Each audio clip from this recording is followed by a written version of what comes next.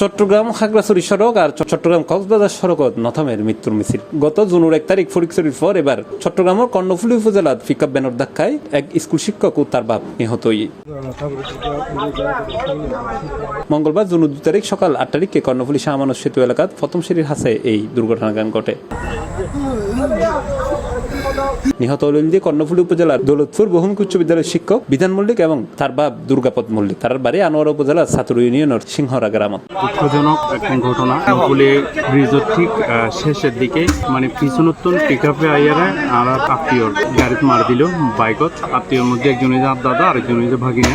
তো আসলে দাদা গুরুতর আহত দাদা জায়গাতে মারা গিয়ে এবং সেই সাথে আর ভাগিনা কিছুক্ষণ আসিল পরে চিটাং মেডিকেল গিয়ে অক্সিজেন দ্রুত দেওয়া না জানার কারণে ও মারা গিয়ে। তো এই শোক আসলে আর কেউ সহ্য করিবার ক্ষমতা আর নাই। তারপর আরাতে মানিলম পরে এই অবস্থায় আর পুরো দেশ শোকাহতই, কারণ একসাথে একই পরিবারের দুজন মানে নারা খুব কষ্ট আরাতে মানলিকে।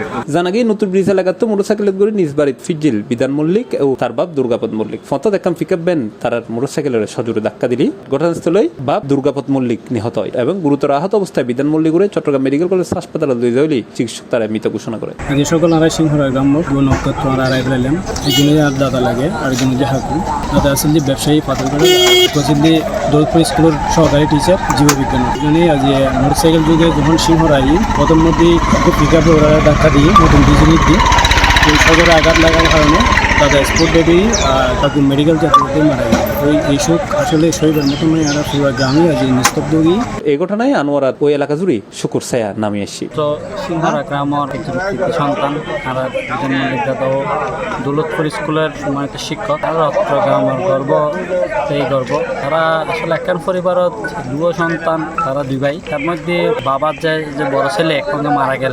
এনারা পুরো সিংহরাবাসী তার বাড়ি তার পরিবার ব্যাকের হাতে শোকের ছায়া নামে এসেছি। তারা তার পরিবারের সমবেদনা কামনা করি। পুলিশ জানায় দুর্ঘটনা কবলিত পিকআপ ভ্যান মোটরসাইকেল জব্দ করে, তবে ঘটনার পরপরই পিকআপ চালক দেখা গিয়ে। C+ TV Chittagong.